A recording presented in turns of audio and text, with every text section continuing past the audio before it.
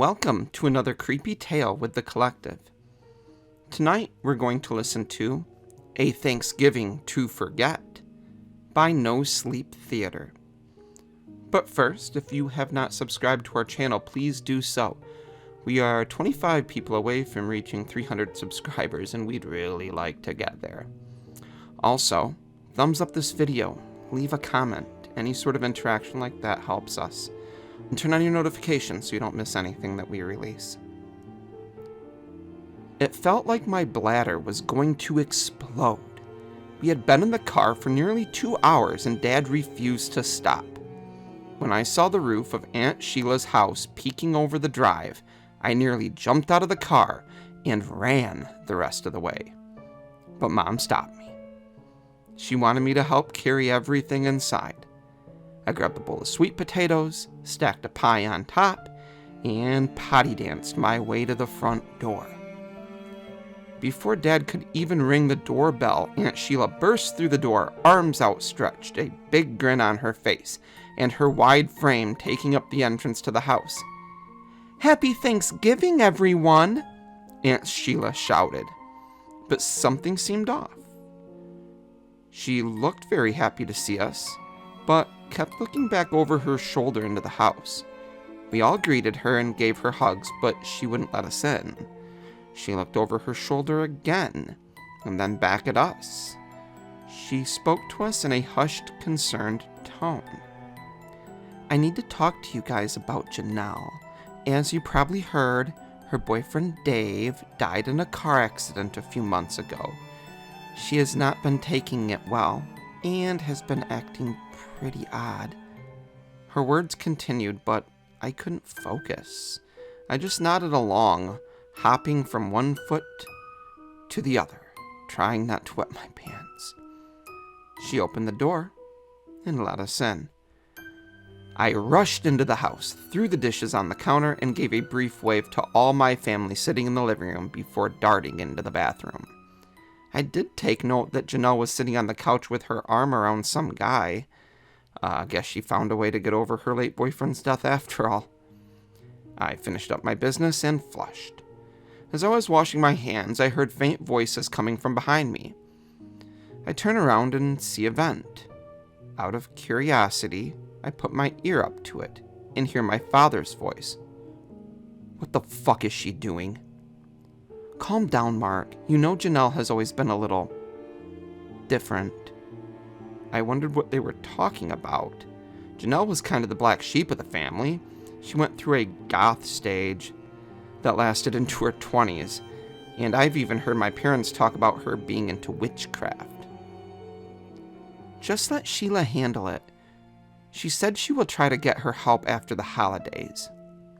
I walked back into the living room. I wanted to meet this new boyfriend of Janelle's, but they were nowhere to be found. They must have gone off into her room. Not something I want to walk in on. I proceeded to go through the rest of the standard Thanksgiving festivities while waiting for the food to hit the table. I played football with my little cousins, watched the parade on TV, and got to catch up with everyone I don't get to see often enough. When Aunt Sheila called us all to the table for dinner, Janelle was already in her seat, and I finally got a good look at the guy she brought to dinner, and my jaw dropped. I recognized him from the pictures on her social media pages over the years. It was Dave, her boyfriend, who died in the car crash.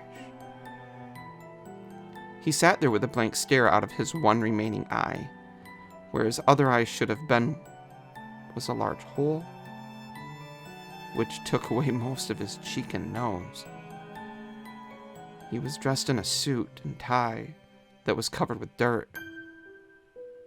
"Kyle, there you are," Janelle called out to me excited. "Where have you been? I don't think you ever met Dave." I look over at my dad, who makes a gesture of shrugging his shoulders and shaking his head in disbelief at the same time. I rise from my chair slowly and walk over to the happy couple. Hey Dave, nice to finally meet you.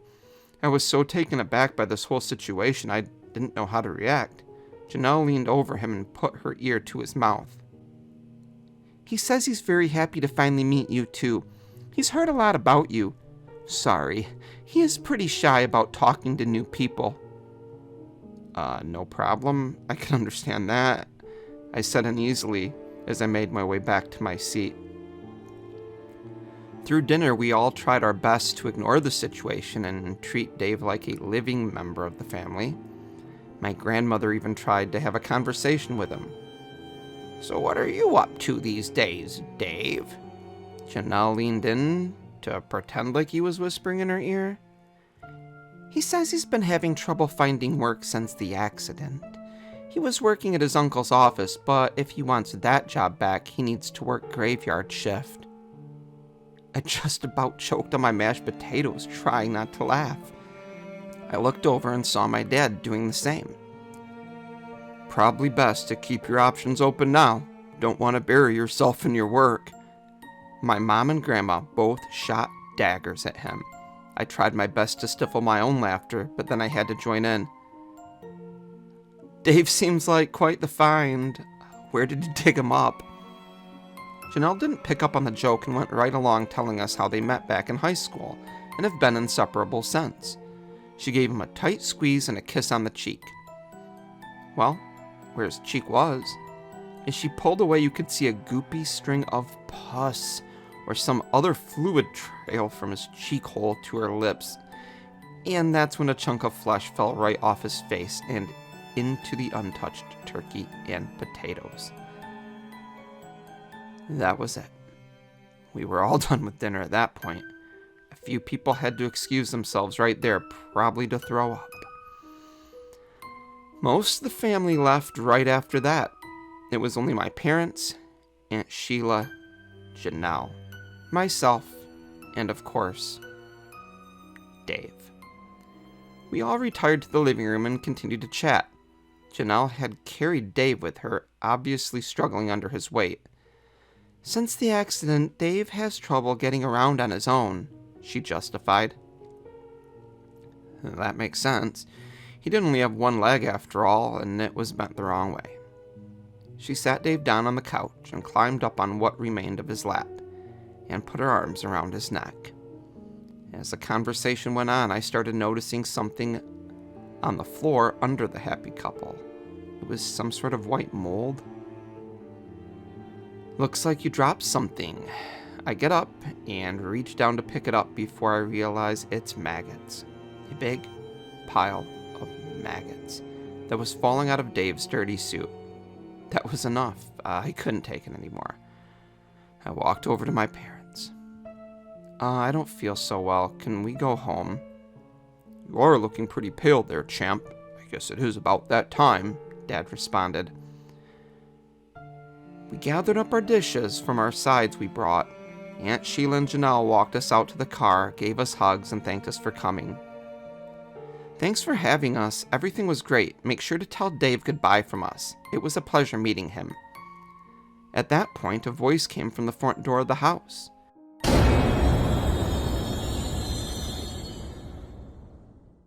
I looked over and saw a single eye staring out the darkness behind the door. It was a pleasure meeting all